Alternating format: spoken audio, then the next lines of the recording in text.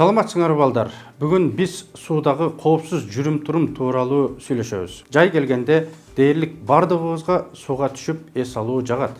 Бирок биз өзүбүздүн коопсуздугубуз тууралуу дагы унутпашыбыз керек. Ошондуктан бул сабактын алкагында силер төмөнкүлөрдү биле аласыңар. Суга түшкөндө кантип жакшы эс алып, ооруп калбоо керек. Эгерде буттар карыша баштаса, эмне кылуу керек? Кайыкта кантип коопсуз жүрүүгө болот? Чөгүп бара жаткан адамга кантип жардам берүү керек?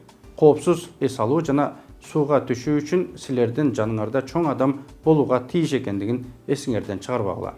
Сууга түшүү үчүн силер жакшы билген коопсуз атайы бөлүнгөн жерлерди тандашыңар керек.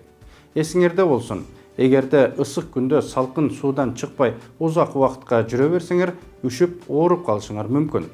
Муздак суудан карышуу келип чыгышы ыктымал. Эгерде силерде капыстан карышуу пайда болсо, дүрбөлөңгө түшпөгүлө. Терең дем алгыла жана карышкан бутту же колду укалаганча жээкке чыгууга аракеттенгиле. Эгерде сууда сүзгөндө билбесеңер, анда жээкке жакын жерге түшкүлө. Башкалар менен сууга түшүп жатканда тамашалап дагы бирөөнү чөктүрбөгүлө.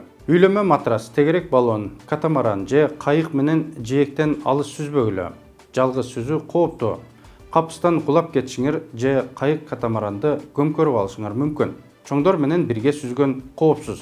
Кайыкка бутту төшөлгөн тактайдын ортосуна коюп жана аны кыймылдатпастан бирден түшүү керек. Кайык жана катамаран жүрүп бара жаткан учурда орун алмаштырууга, бортко отуруп алууга же чүңкүүгө болбойт. Эгерде чөгүп бара жаткан адамды көрсөңөр, аны суудан алып чыгуу үчүн чоң адамдарды жардамга чакыргыла. Мүмкүн болсо куткаруучу тегерекчени арканды ыргытсаңар болот. Күнгө ашыкча күйүү ден соолугуңарга зыяндуу. Бул учурда денеңер күйүп, күн соккусуна кабылышыңар мүмкүн. Балдар эс алуу силер үчүн пайдалуу жана көп кубаныч алып келиши үчүн суудагы коопсуз жүрүм-турум эрежелерин эсиңерден чыгарбагыла. Кийинки сабактарда көрүшкөнчө аман болгула.